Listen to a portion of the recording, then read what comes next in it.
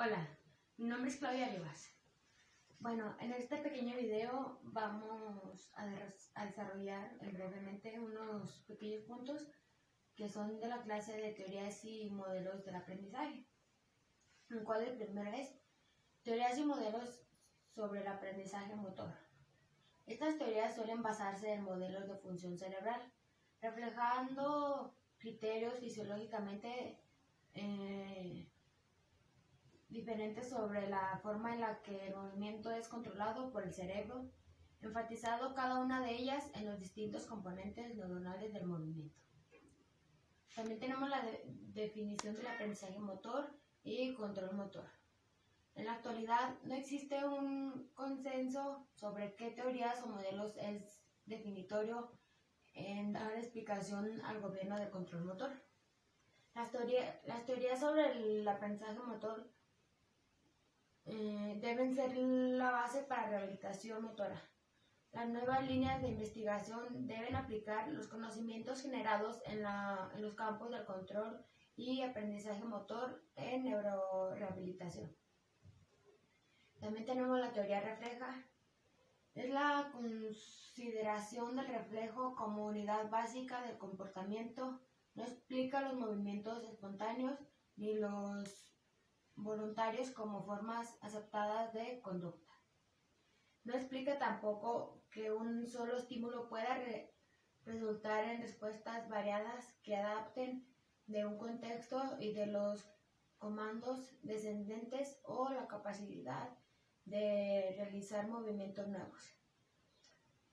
Teoría jerárquica.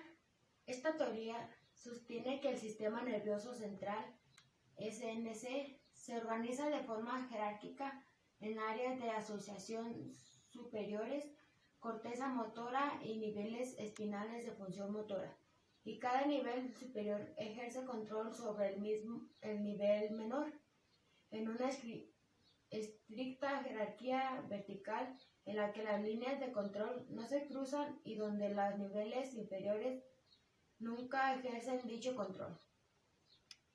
También está la teoría de la programación motora.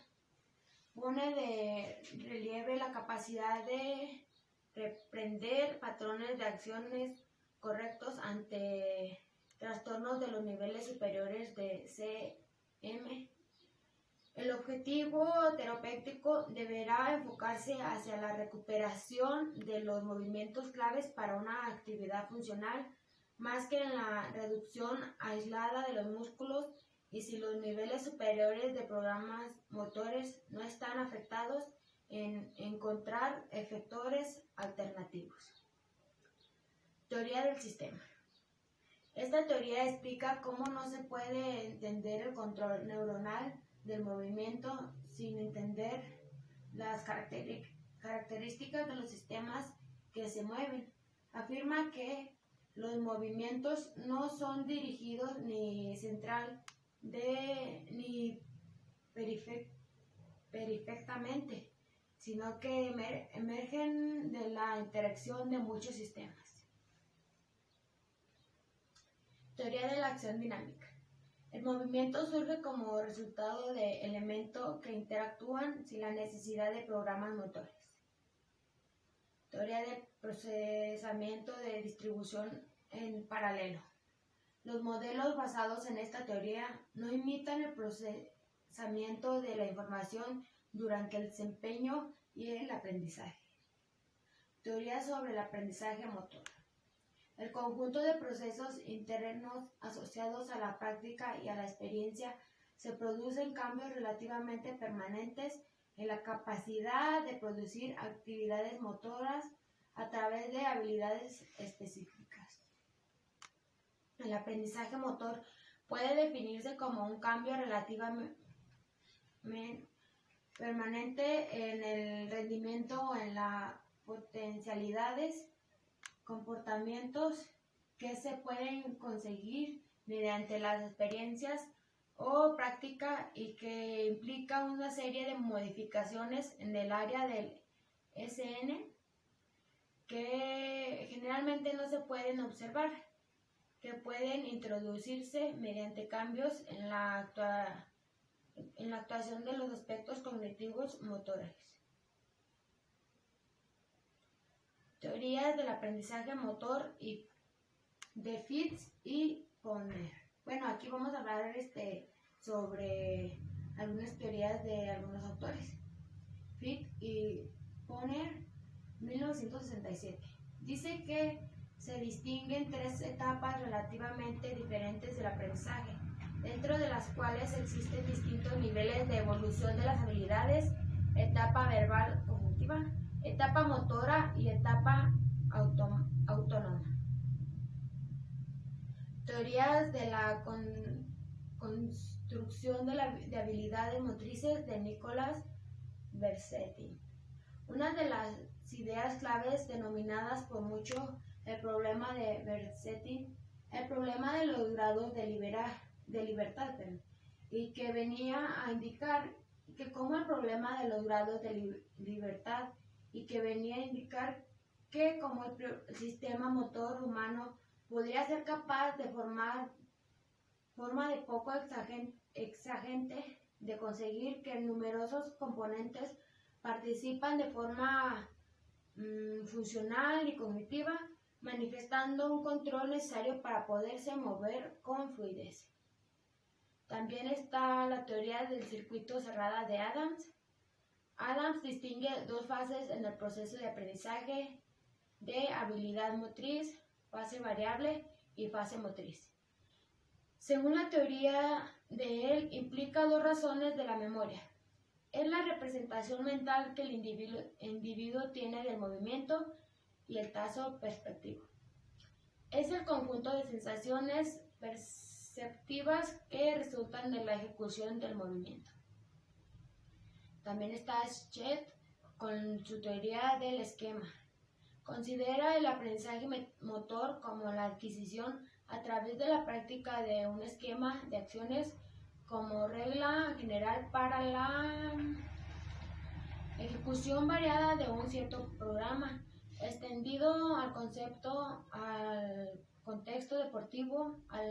El aprendizaje de un movimiento técnico consiste en el procedimiento. También tenemos, por último, ya los factores que influyen en el aprendizaje motor. Conforme practicamos una habilidad motora, por ejemplo, golpear bolas de golf, andar en bicicleta, tiros libres a básquetbol, observamos que se van produciendo cambios. A través de la práctica no solo logramos un mejor resultado en las tareas que realizamos, sino que nuestro desempeño es cada vez más consistente. Estos cambios son las consecuencias de haber aprendido a producir la fuerza más adecuada en el momento y la dirección correcta, convirtiéndose en el sistema en más eficiente. Bueno, esto es todo. De los movimientos claves para una actividad funcional, más que en la reducción aislada de los músculos, y si los niveles superiores de programas motores no están afectados, en encontrar efectores alternativos. Teoría del sistema. Esta teoría explica cómo no se puede entender el control neuronal del movimiento sin entender las características de los sistemas que se mueven. Afirma que los movimientos no son dirigidos ni central ni periféricamente, sino que emergen de la interacción de muchos sistemas. Teoría de la acción dinámica. El movimiento surge como resultado de elementos que interactúan sin la necesidad de programas motores. Teoría de procesamiento de distribución en paralelo. Los modelos basados en esta teoría no imitan el procesamiento de la información durante el desempeño y el aprendizaje. Teoría sobre el aprendizaje motor. El conjunto de procesos internos asociados a la práctica y a la experiencia se producen cambios relativamente permanentes en la capacidad de producir actividades motoras a través de habilidades específicas. El aprendizaje motor puede definirse como un cambio relativamente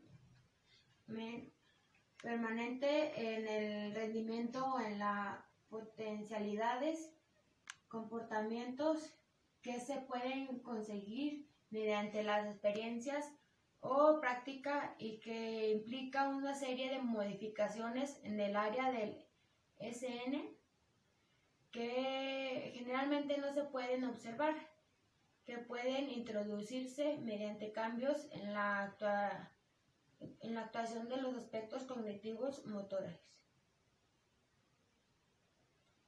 Teorías del aprendizaje motor y de Fitz y Poner. Bueno, aquí vamos a hablar sobre algunas teorías de algunos autores. Fitz y Poner, 1967.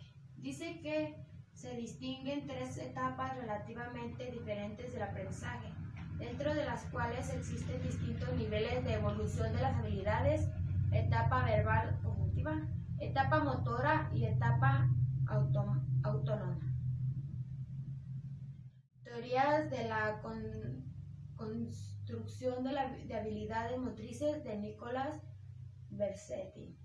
Una de las ideas claves denominadas por mucho el problema de Bersetti, el problema de los grados de libertad, y que venía a indicar que como el problema de los grados de libertad y que venía a indicar que como el sistema motor humano podría ser capaz de forma de poco exagente de conseguir que numerosos componentes participan de forma funcional y cognitiva, manifestando un control necesario para poderse mover con fluidez.